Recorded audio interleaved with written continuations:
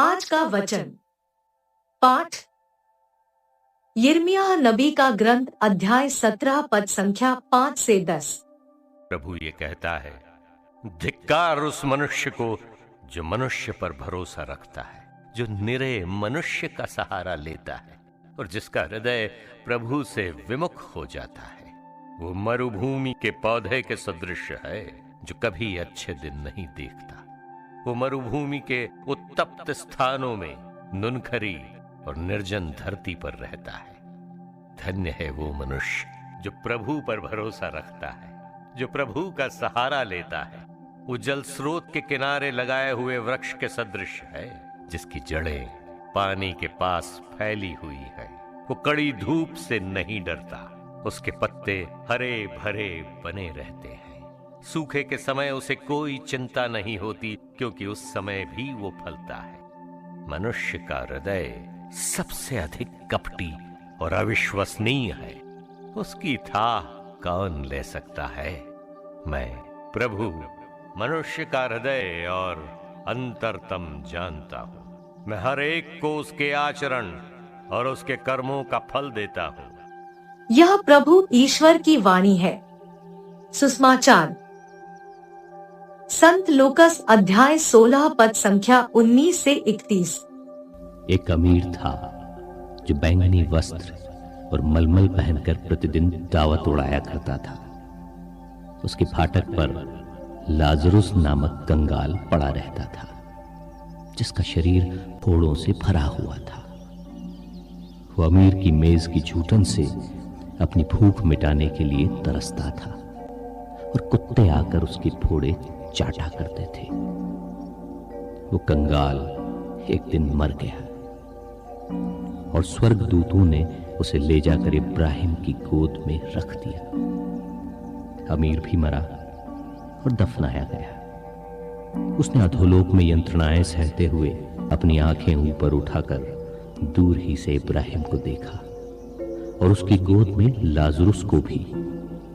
उसने पुकार कर कहा, पिता इब्राहिम, मुझ पर दया कीजिए और लाजरुस को भेजिए, जिससे वो अपनी उंगली का सिरा पानी में भिगोकर मेरी जीभ ठंडी करे, क्योंकि मैं इस ज्वाला में तड़प रहा हूं।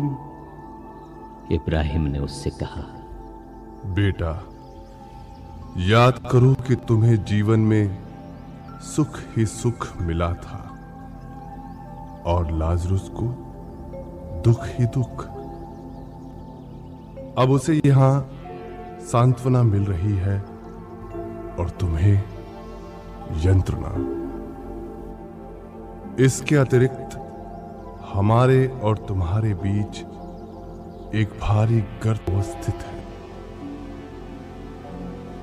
इसलिए यदि कोई तुम्हारे पास जाना भी चाहे तो वो नहीं जा सकता और कोई भी वहां से इस पार नहीं आ सकता।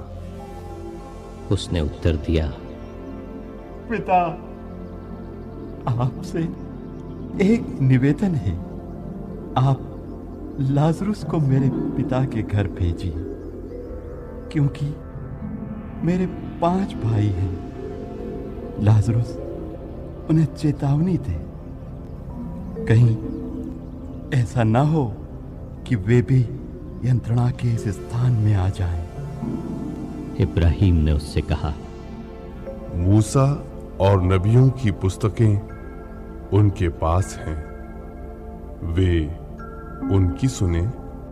अमीर ने कहा, पिता इब्राहिम, वे कहाँ सुनते हैं, परंतु यदि मुर्दों में से कोई उनके पास जाए तो वे पश्चाताप करेंगे। इब्राहिम ने उससे कहा, जब वे मूसा और नबियों की नहीं सुनते, तब यदि मुर्दों में से कोई जी उठे तो वे उसकी बात भी नहीं मानेंगे। यह प्रभु का पवित्र सुसमाचार है। आमीन। आज का चिंतन, मनुष्य की दयालुता उसके जीवन की मापदंड है। आज का दृष्टांत मनुष्यों की कमजोरियों को दर्शाता है और हमारे सामने जीवन की एक मापदंड रखता है और कहता है कि मनुष्य की निर्धनता या अमीरी उसके अर्जित धन संपत्ति से नहीं मापी जा सकती है, बल्कि उनके आंतरिक सद्गुण जो दूसरों की भलाई के लिए उत्प्रेरक का कार्य करते हैं।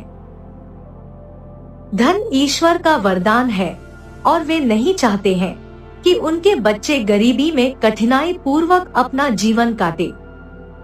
धन अर्जित करना अच्छी बात है, पर धन की लोलुपता में दूसरों का सहारा न बनना भी ईश्वर को पसंद नहीं है। अब्राहम धनी था, पर इस धन ने उनका मन कभी नहीं भटकाया।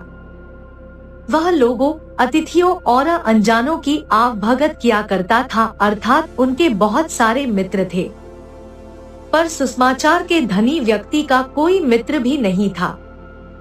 वह लाजरूस को मूलभूत आवश्यकताओं की पूर्ति भी नहीं करने देता था। अंततः मृत्यु के बाद ऐसे स्थान को प्राप्त करता है जहां उसका कोई सहारा नहीं। उपवास और परहेज के रीति रिवाज हमारे अंतरतम को खोलते हैं ताकि हम लोगों में मानवता को बढ़ावा दे सके और अनंत जीवन के लिए अपने आप को तैयार कर सके। आमीन।